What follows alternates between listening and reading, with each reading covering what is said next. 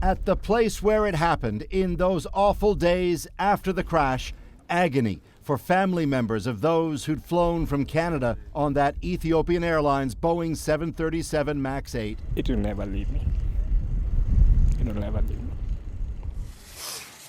Today, 7 weeks later, lawsuits from two of the families from Canada still grieving deeply. I was not there to help them. I couldn't save them. Paul and Njoroge's wife, 3 children, and mother-in-law on that plane had lived in Hamilton. We have no closure, we have no peace, and no answer.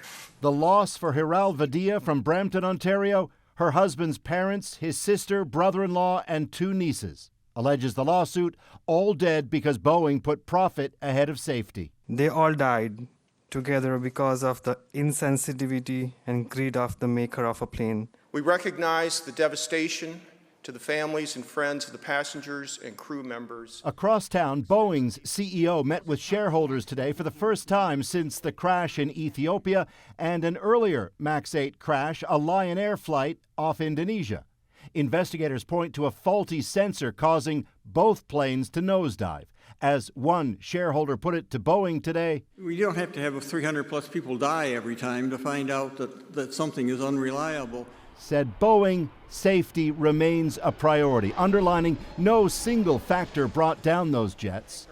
Pressed by reporters later on whether, in light of it all, he should resign. I think the important thing here again is we're very focused on safety, and I can tell you that both of these accidents weigh heavily on us as a company.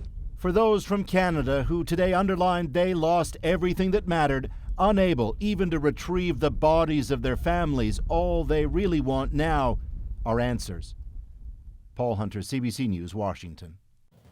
Boeing is still working on the 737 MAX software update, which some think could come as early as next month. Still, Canadian Airlines are feeling the pinch of all those grounded planes. Yesterday, WestJet announced it's suspending 5 routes starting June 3rd, including flights between Halifax and Paris and Edmonton and Ottawa. And last week, Air Canada announced more changes to its schedule, including having other airlines operate some of its international routes.